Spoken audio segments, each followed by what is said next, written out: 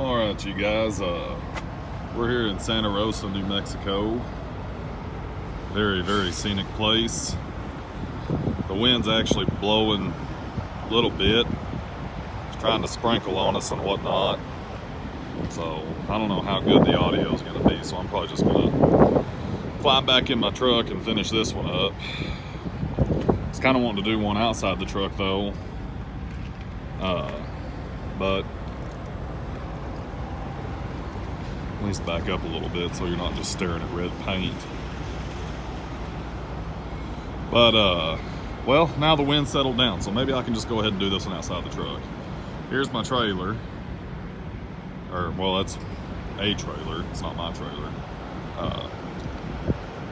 Headed down to another little town about a couple hours south of here, and drop this one, grab an empty, and then go get another load and head out to California with it. And then after that, I don't know what I'm going to be doing, but so far so good on this truck. I think they come from the factory with like 10W30 or 5W30 engine oil in them. I went ahead and swapped out to 1540 because they say that if you're running in hotter climates, it's okay to do that. And also 1540 is just a little easier to find. You know, if something were to happen, say, you know, I don't know, got an oil leak or knocked a hole in an oil filter or something like that, I don't want to mix two viscosities of oil together, you know. So 1540 is just like the conventional oil that pretty well goes in, you know, everything. So I went ahead and swapped over to that. That way it'd be you know, just in case something happens, a little easier to come by. And then if I do my oil changes at the house myself, I could just go down there at Walmart and get the motor oil. But there's a side shot of my truck right there. That's what it looks like.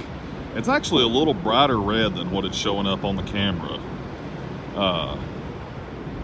Actually, it's kind of a funny story how I landed on this truck. I was actually going to spec one out, but with my old truck kept on breaking down and everything, and you know, I'd get a little money put together for a down payment, and then that truck would break down and I'd spend time in the shop, and then, you know, bills come out and you ain't been working in 2 weeks and blah blah, and before you know it, you're back down to zero. So finally I just said, oh, you know, forget it, I'm just going to go buy one off the lot. And my buddy had bought a blue colored one that's flat top like mine, but a 300 wheelbase with a color, the frame matched the truck, same color and everything. And there was a blue one there that was a 280, similar to this one, you know, where the frame didn't match or any of that. It wasn't quite as nice as the one he got. And I thought, well, I like that blue one, but I don't want to get a blue one, you know, because he's already got a blue one. Which actually, red's not my ideal color. But I tell you what, you know, everybody was like, oh, that's a nice truck. I mean, I guess everybody else likes red a whole lot more than I do. But ideally, I would have stripes or something. I didn't want a solid colored truck. I wanted stripes. I kind of like the old school look myself. I think these Peterbilts really pull it off. Kenworths too, but more so Peterbilts. And you know, since Peterbilt and Kenworth are the only, well, I guess an argument can be made for the Western Star 4900, but you know, Peterbilt and Kenworth have the narrow cab and the extended hood. I think they're the I don't want to say the last true classically styled truck out there, because Western Star has essentially had the same design for 20 plus years on their 4900 series. So I think a convincing argument can be made that Western Star is making a conventional classically styled truck. But you know, nobody else really is. I don't think International is. Volvo surely isn't. Mack isn't. Nobody really is. Freightliner, I think Freightliner quit the Classic XL in what, 07? And then, I mean, they still have a set forward axle truck, and they still have several vocational trucks with a set forward axle, but they don't really have a classically styled road tractor anymore. You know, and I don't think the Coronado really is as is as aesthetically pleasing to me, in my opinion, as the Classic XL was. It's just my opinion. It is not an objective fact. It's a subjective opinion. So, but anyways, you know, I just think the stripes, I like the stripes quite a bit better myself. But, you know, overall, this truck has grown on me, and I'm glad I went with the red one now. It looks nice, and one thing I didn't think about picking this truck up is it being red. It looks cleaner a little longer. So you probably can't tell, but I've got probably, I'd say about 2,500 or 3,000 miles on that wash job that I just got last time before I went home. And I just ran through some rain on the way here, and I've been in a couple of dairies and drove through some mud. I had to drive through some mud a little bit. There's a little bit of mud back there on my mud flap. You can't see from here, but it's there, trust me. And I mean, it's not spick and span like straight out of the wash or anything, but overall it's, I'd say, pretty clean, all things considered. So all in all, I'm pretty glad I went with the red. What I wanted, the color I wanted to go with was pretty well the same color as the Peterbilt logo right there. And then I wanted to have this color, and then I wanted like metallic white in the middle, and then a small metallic white stripe above that. That's what I wanted. Peterbilt Steve's got a video of that truck, of a truck with that paint job. I think it's a 300 wheelbase. I didn't want the 300 wheelbase because a couple of reasons. One, the double frame, or the 3/4 frame insert or whatever, the extra frame rail they got in the middle, cost a little bit of weight. And you know, also a 280 is going to have a little bit better turning radius than a 300. You know, if not by much, at least a little bit. There's an old FLD. I used to have one of those, but mine was a flat top. Actually, I had two FLDs, not at the same time, one right after the other. Well, not right after the other, but that's a whole different story. But so, you know, I was kind of wanting to so I didn't really I didn't rather want the big wheelbase. So although I do think it looks nice, it's just, you know, the weight thing, and with me being so close to 80,000 all the time. This is my air freshener right here. I take the stuff that comes in this bottle, and I've got the empty bottle laying here because it still will smell a little bit, and then I douse a napkin and stick it in a water bottle, shake it up, and it smells good. This one's about wore out though. I have to refill it pretty quick. But it's this stuff right here. Used to be called, well, it is, this is from back in the day whenever it was called Chippewas. And I don't know if you can still get that if this stuff started coming out again, but this stuff seemed like it went away for a little while. And then we got this stuff, which smelled pretty similar to that, but either way, that's my air freshener. That's what keeps my truck from smelling like a truck driver lives in it. And I'll have to pardon the mess. I got this right here is my my little catch-all and everything. I think everybody's got one in their truck. I should probably hide mine a little better, but I don't. And then there's my filing cabinet right there. And yeah, so anyways, ultimately I went with the 280, and oh wow, before I started on all this, I switched to 1540 oil. And the owner's manual says with the fuel mileage I'm getting that I can go up to 35,000 between oil changes. Look at that, there comes a big old 389 right there. I think those guys are car haulers. They haul cars inside those enclosed trailers. Reliable carriers. I think that's what they do. It kind of looks like a household goods van to me, sort of. But I think that's a car hauling outfit. Anyways, pretty nice truck there. So, but I don't want to go that long just because I'm barely inside the fuel mileage little window to be able to go that long on an interval. So I'm just going to go to the next one down to play it safe. One, for warranty issues, and two, you know, I don't see how taking too good a care of the engine could hurt it, you know. And really, I was changing the oil on my Cat at 15,000 miles, so I'll change this one at 25,000 miles. So I'll go from every 1 doing an oil change every month to like an oil change every month and 2/3 of a month, so nearly 2 months, but not quite. So I should see a significant reduction in cost and preventative maintenance on that end of it. And I've already seen a significant reduction in cost from a repair standpoint. You know, this truck, the cost per mile to run this truck is significantly less than what my old truck was. So that was the ultimate goal whenever I bought this thing, was to get my cost reduced. And so far so good.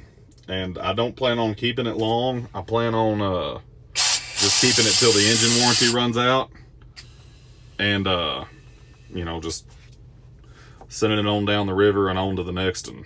But that's the plan as it stands right now.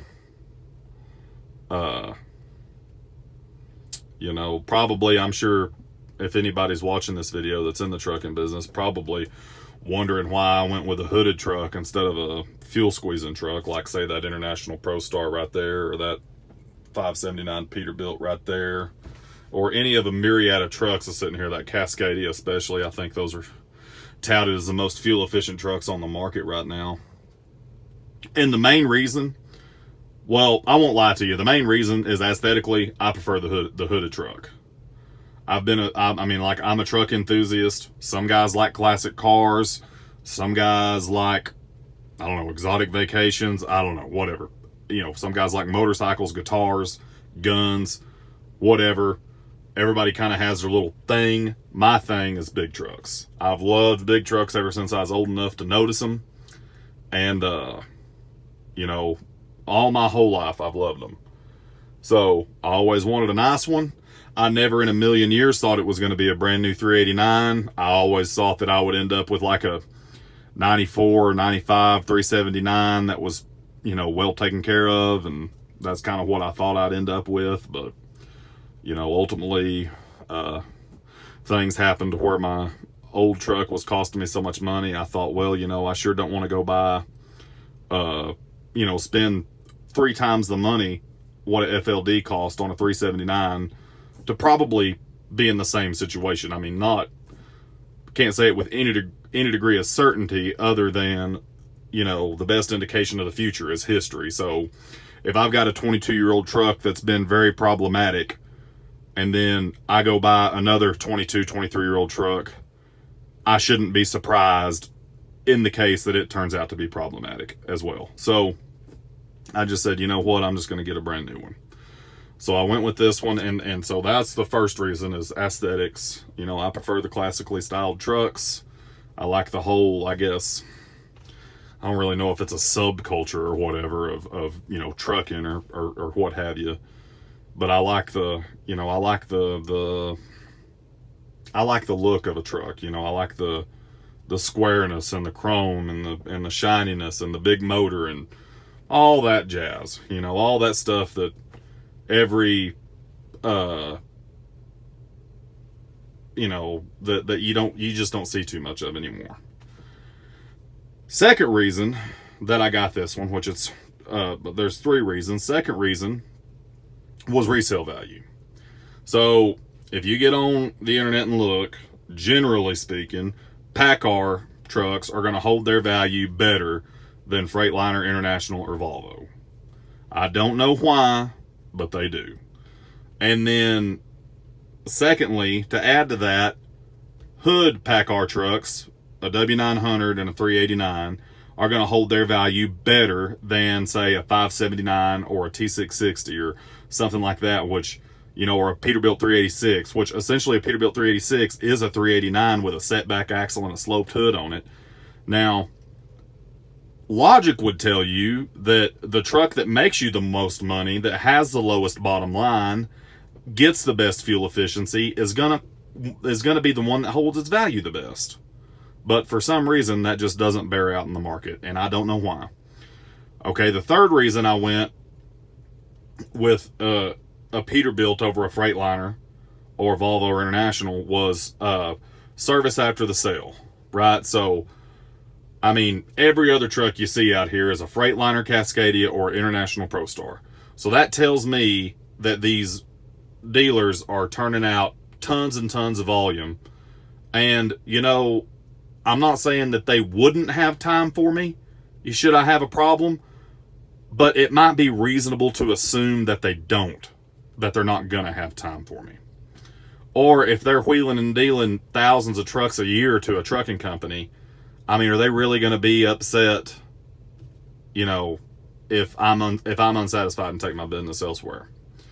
So, in my opinion, I think that Peterbilt and Kenworth still kind of shop the one truck owner-operator demographic, you know, the owner-operator spec, shiny paint job, more motor than you need, more gauges than you need, blah, blah, blah.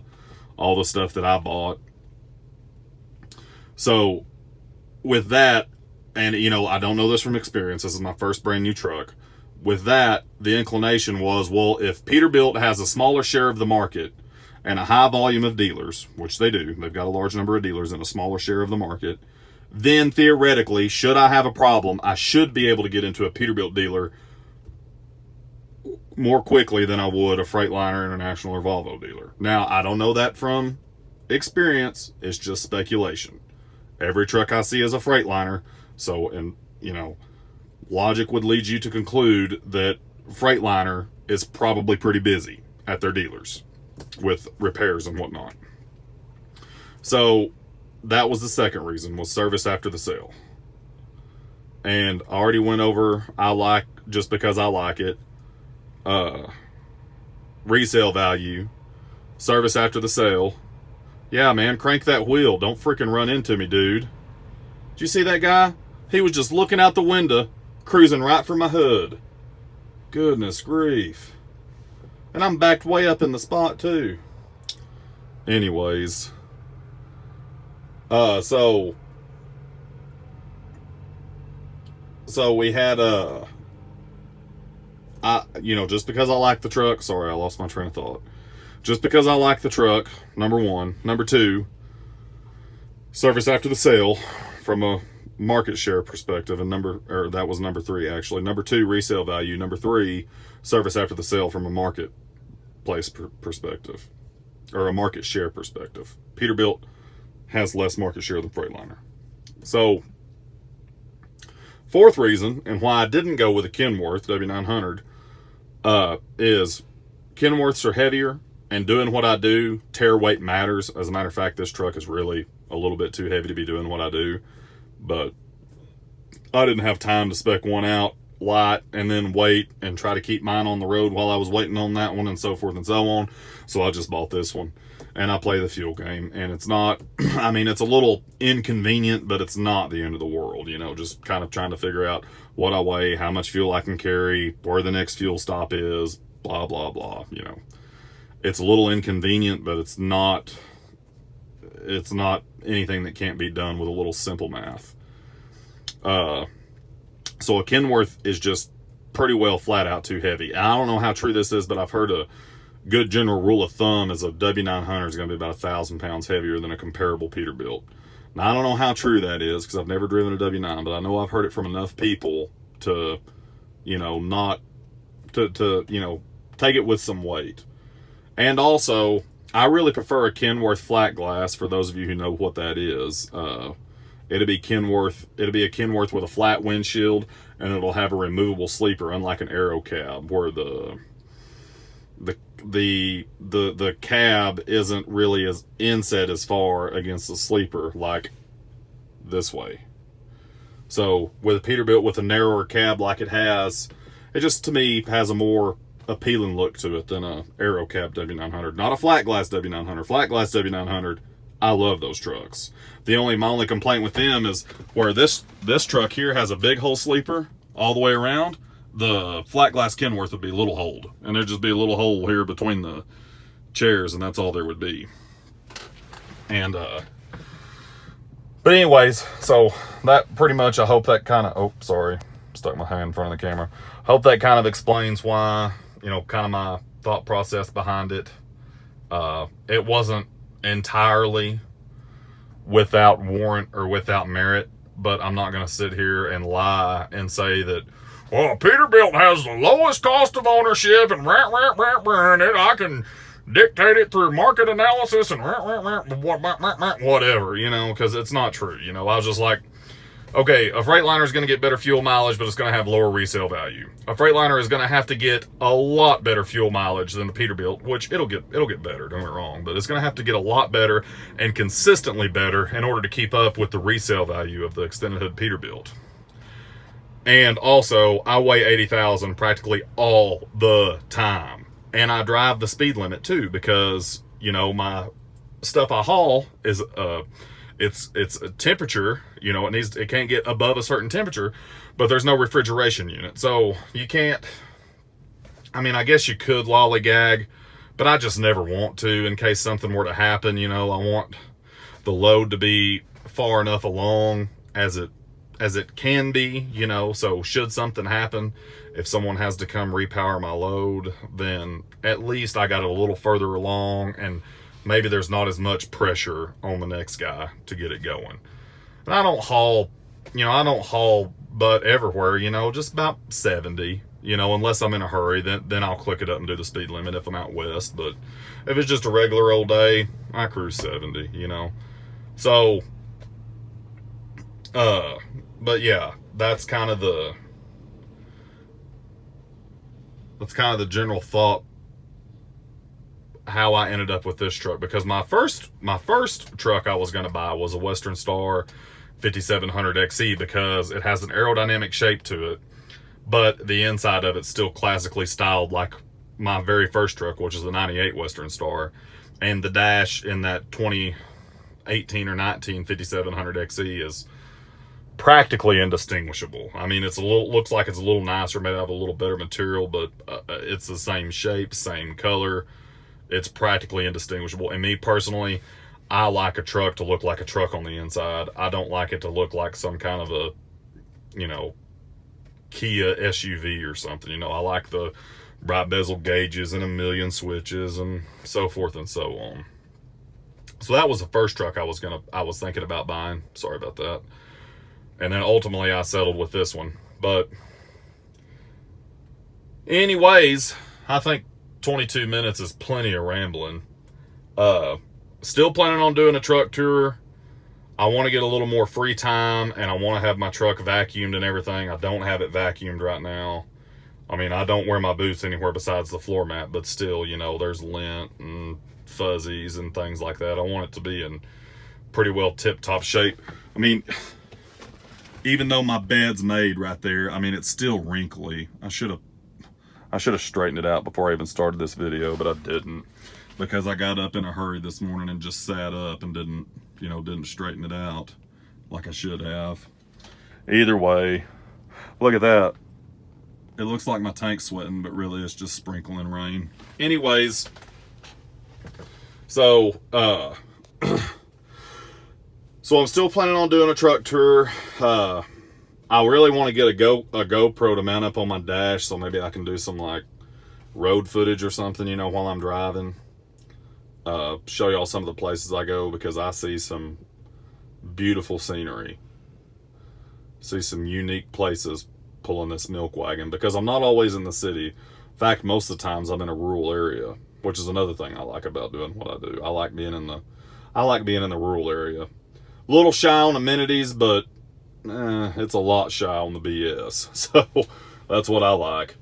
And but anyways, yeah, I'm gonna get off here. Planning on doing a truck tour, hopefully sooner rather than later, but can't really commit to a solid date right as of yet. So y'all gotta stay tuned. I'll be putting out more stuff, hopefully in the short. So we'll see y'all. Take it easy.